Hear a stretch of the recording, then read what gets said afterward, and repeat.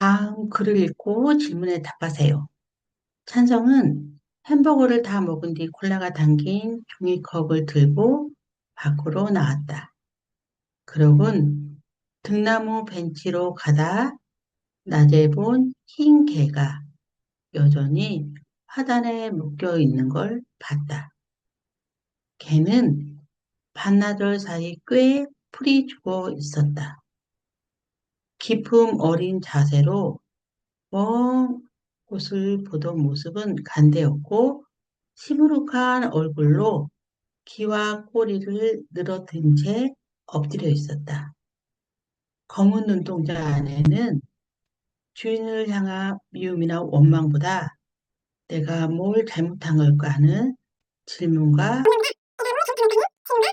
자책이 담겨 있었다. 여러분, 여러분들이 직접 읽어야 되지만 선생님이 읽어줄 때 여러분은 앞에서 배운 것처럼 상상을 하면서 읽어, 들어야 되겠죠? 여러분도 같이 마음으로 읽었으면 좋겠어요. 흰개가 물끄러미 찬성을 올려다봤다. 살짝 경계하는 눈치나 눈에 힘이 없었다. 찬성이 용기 내어 한 걸음 더 다가갔다. 흰 개가 찬성 주위를 빙그르르 돌며 찬성의 몸 냄새를 맡았다.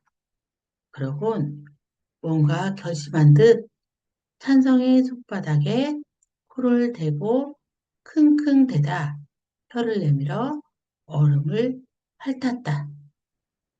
순간 물컹하고 차갑고 뜨뜻미지근하고 간지럽고 부드러운 뭔가가 찬성을 훑고 지나갔다.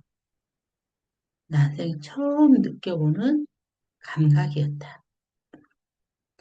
찬성이 두 눈을 깜빡였다. 잊고 개가 얼음을 날름 입에 넣더니 와삭 와삭 씹었다. 와사삭 와삭 청량하게 얼음 부서지는 소리가 찬성 귀까지 다 들렸다. 찬성이 자기 손바닥을 가만 내려다봤다. 얼음은 사라지고 손에 엷은 물자국만 남아있었다. 동시에 찬성의 내면에도 묘한 자국이 생겼는데 찬성은 그게 뭔지 몰랐다. 걔가 희고 긴 속눈썹을 치켜 올려 찬성을 바라봤다. 찬성이 서둘러 컵에 다시 손을 넣었다. 두 배 전 일이다. 아, 이제 우리 어휘 한번 살펴볼까요? 반나절. 반나절은 낮의 절반 정도인 시간을 말해요. 한나절의 반이죠. 아침부터 저녁까지를 한나절이라고 해요. 그러면 아침부터 점심까지 아니면 점심부터 저녁을 반나절이라고 해요. 풀이 죽다. 기운이 없어지고 기세가 꺾인 상태를 말합니다. 아까 흰 개가 화단에서 시무룩하게 있었던 모습 기억나죠? 그것이 풀이 죽다. 시무룩하다. 마음에 들지 않아 활기가 없고 얼굴 표정이 좋지 않을 때 사용합니다. 기품.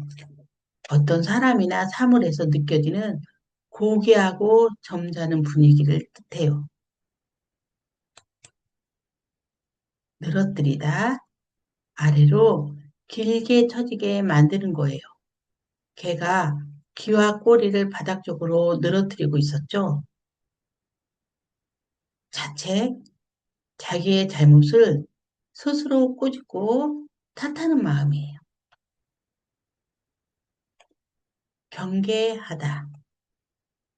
나쁜 일이 생기지 않도록 조심하고 살피는 거예요. 걔가 처음 보는 찬성을 조심스럽게 살폈던 것처럼요.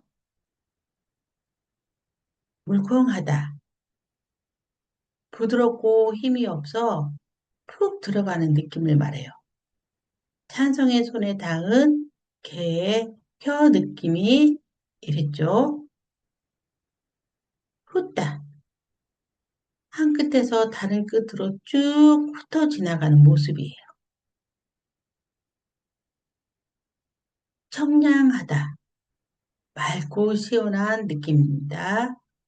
얼음 부서지는 소리가 아주 청량하게 들렸어요. 치켜 올리다. 위로 높이 올리는 행동입니다. 개가 긴 속눈썹을 치켜 올려 찬성을 바라봤죠. 이제 단어와 그 뜻을 연결하십시오 했어요. 하루 낮에 반. 뭐죠? 앞에서 하루는 한나절. 그죠? 한나절은 아침부터 저녁까지라 했어요. 하루 낮에 반이니까 한나절의 반. 그래서 뭐예요? 반나절. 아침부터 점심까지. 아니면 점심부터 저녁까지를 반나절이라고 합니다. 나머지는 여러분들이 지금부터 2분 시간을 줄 거예요. 2분 동안 풀어보세요.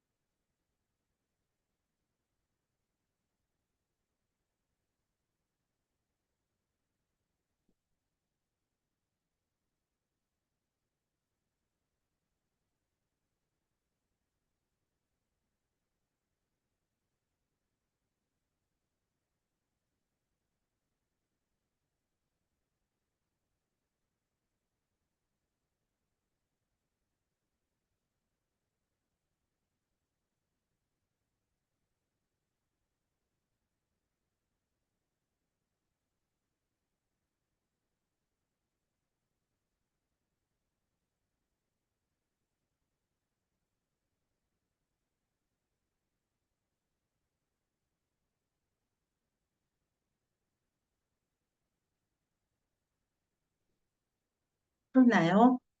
우리 함께 풀어볼까요? 소리가 맑고 깨끗하다. 맑은 소리. 죠? 청량하다. 사물의 한쪽 곳을 아래로 처지게 하다. 죠? 늘어뜨리다.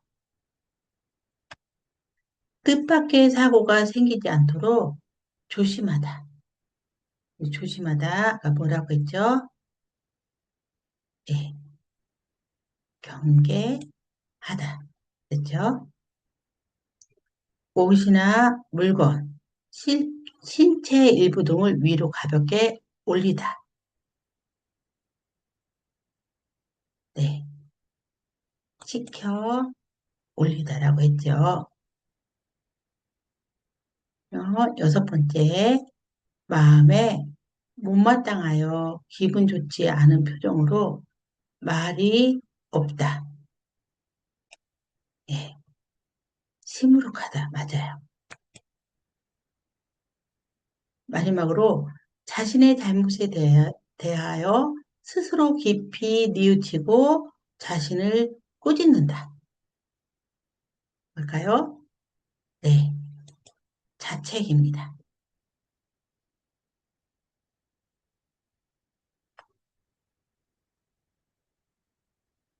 우리 다시 한번, 어, 드디어 소설 속에 들어가 볼까요? 찬성이는 아이가 햄버거를 먹으며 밖으로 나올 때 흰 개의 모습이 어땠는지 한번 상상하며 우리 읽어볼게요. 찬성은 햄버거를 다 먹은 뒤 콜라가 담긴 종이를 들고 밖으로 나왔어요. 그리고 등나무 벤치로 가다가 흰 개가 여전히 화단에 묶여 있는 걸 봤다. 그렇죠? 여전히는 아까도 낮에도 묶여 있었다는 거겠죠? 걔는 반나절, 그렇죠? 하루에 반, 한나절, 반을 반나절 사이 꽤 풀이 죽어 있었다. 아까 뭐라 그랬어요? 예, 기가 죽었다. 풀이 죽었다. 그랬어요. 이렇게 흰 개의 모습에 집중해봐요. 흰 개는 어땠어요? 기품 어린 자세로 먼 곳을 보던 모습은 간대하고 기품 어린 자세, 늠름한 자세. 그죠? 그 모습은 간데 없대요. 어디로 갔는지 모르고 시무룩한 얼굴로 귀와 꼬리를 늘어뜨린 채 엎드려 있었다.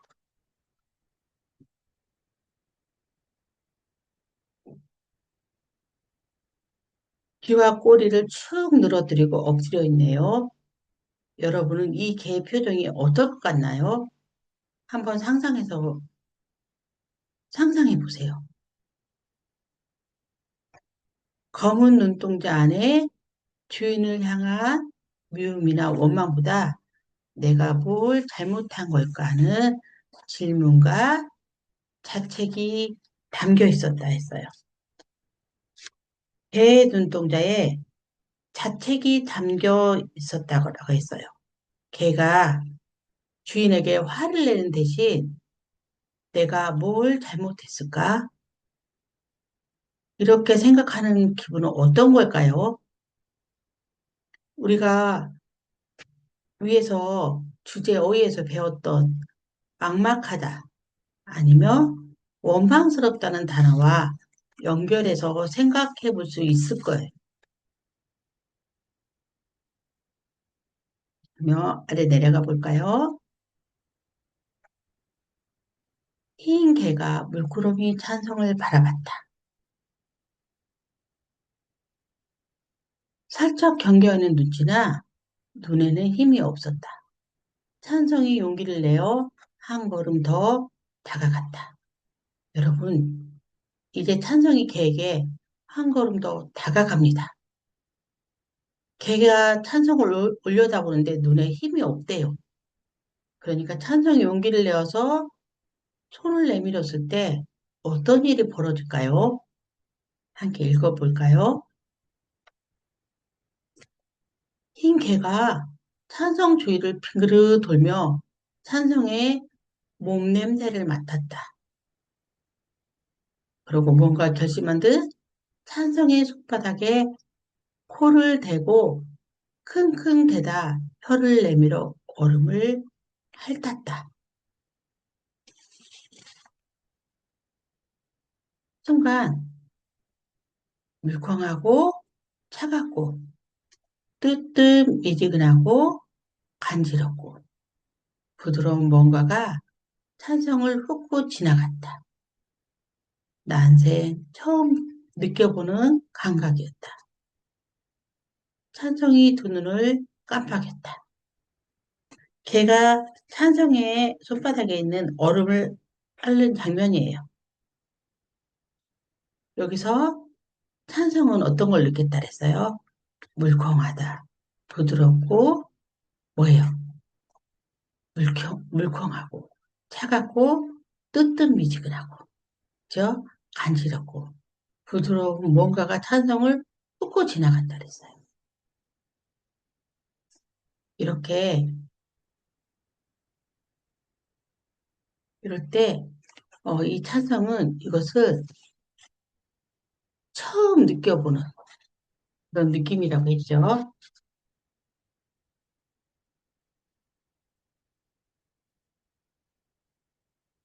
이윽고 개가 얼음을 날름 입에 넣더니 와삭와삭 씹었다. 와삭, 와사삭, 와삭. 청량하게 얼음 부서지는 소리가 찬성기까지 다 들렸다. 찬성이 자기 손바닥을 가만 내려다봤다.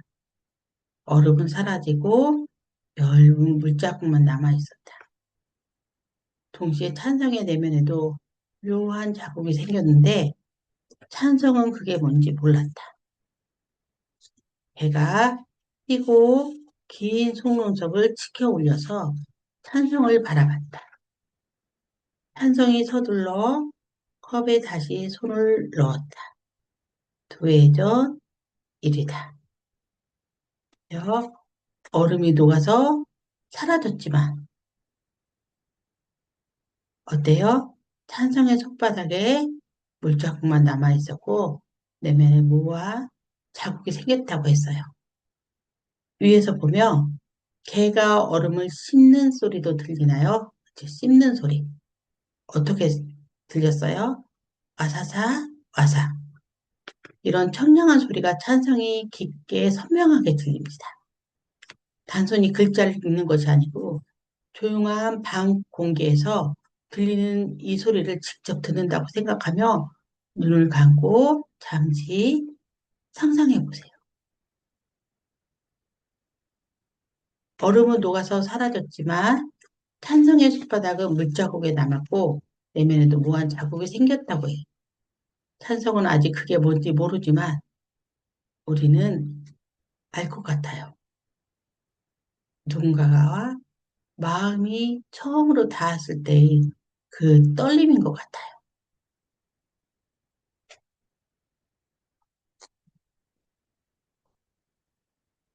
그래서